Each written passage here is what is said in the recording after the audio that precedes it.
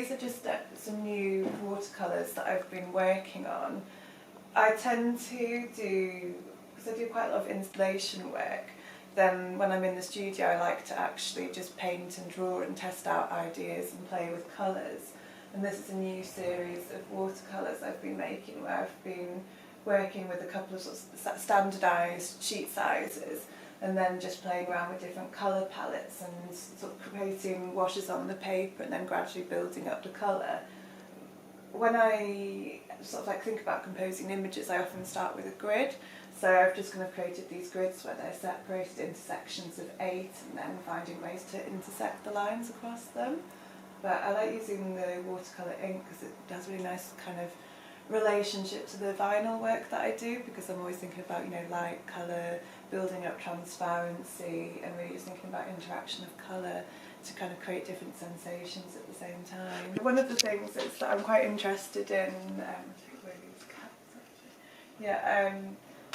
because I do a lot of work with vinyl where I'm working on windows, I wanted to start learning about how to actually make stained glass. So these pieces here are all sample panels where I did a course in stained glass making, so I was looking at copper foiling and leading techniques. And I've also been experimenting with other ideas, looking at both,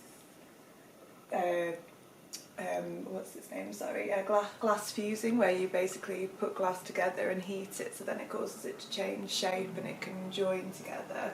And this one was actually made during a residency. So I went to a studio in Germany called Derek's, where they're specialist glass makers, and they work on some amazing projects, lots of restorations and then some really large scale commissions.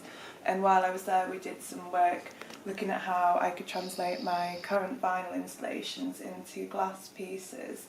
So this is made using a couple of different styles of techniques.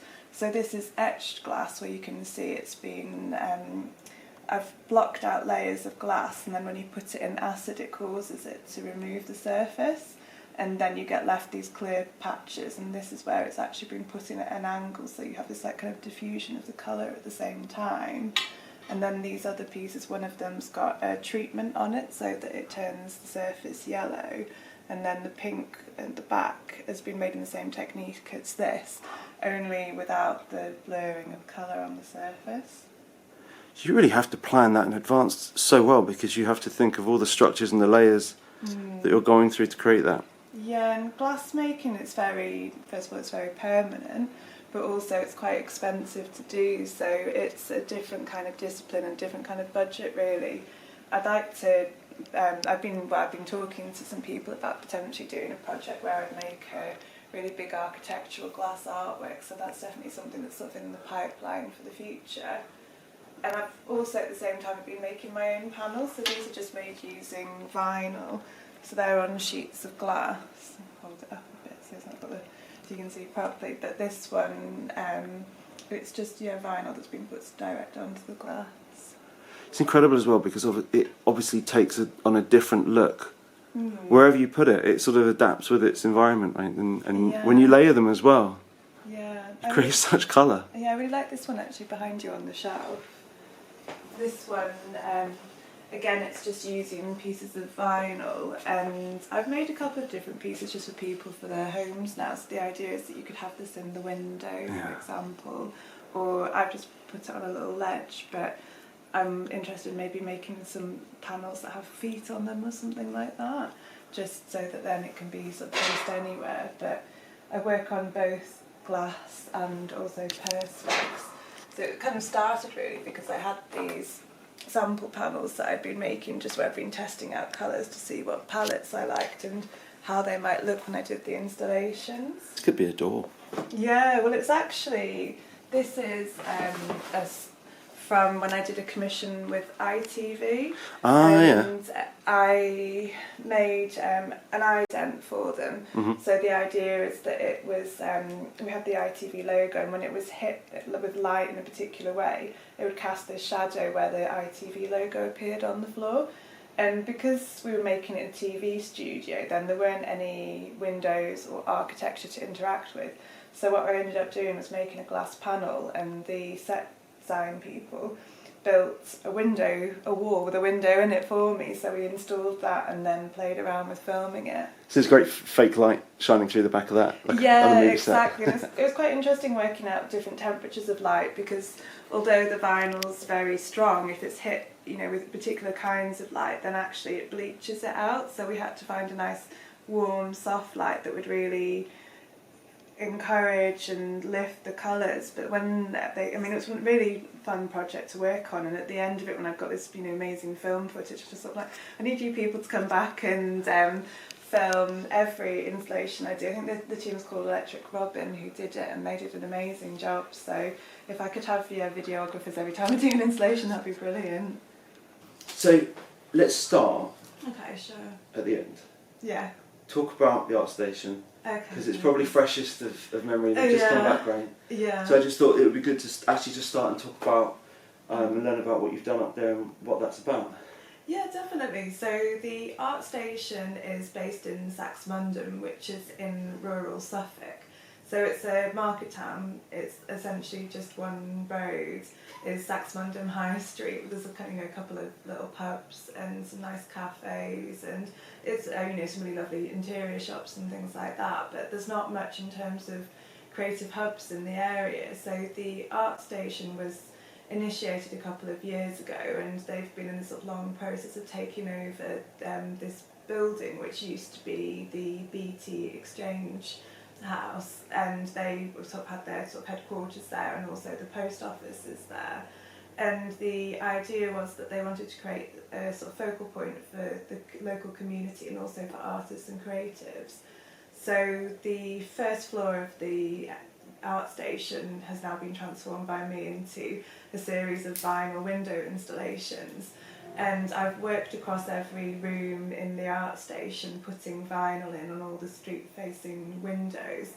So there's 11 sort of sets of windows, which includes a couple of different artist studios, also the co-working space, the kitchen area, and then the project space at the end, which is then kind of a bit more of a focal point. So I've got another part of the installation which includes some mirrored perspex works, and then also some drawings too.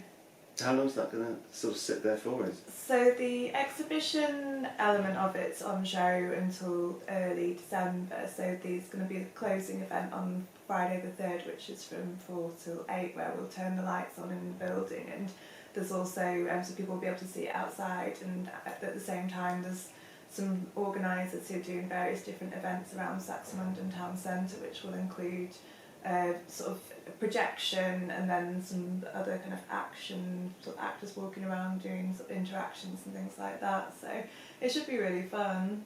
But the actual installation in the art station, that's up until spring, summer, sort of 2022. So approximately for 6 months. But it's a sort of multi-layered project as well, actually, because we've got funding from the Arts Council, and we wanted to do more than just put an artwork up, but actually really engage with people in the area. So when I did the installation, I worked with students from the University of Suffolk, and also volunteers and people who were working on the Kickstarter scheme, and people who have kind of connections or volunteers at the art station too. And in January I'm going to be working with the local primary school and high school, so we'll be doing 2 weeks of educational workshops.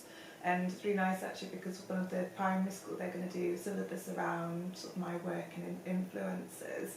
So we'll be looking a lot about colour, shape and using lights to really just do something a little bit fun and hopefully spark some imagination for the young kids. That's quite special. So a lot of people in the area are going to have quite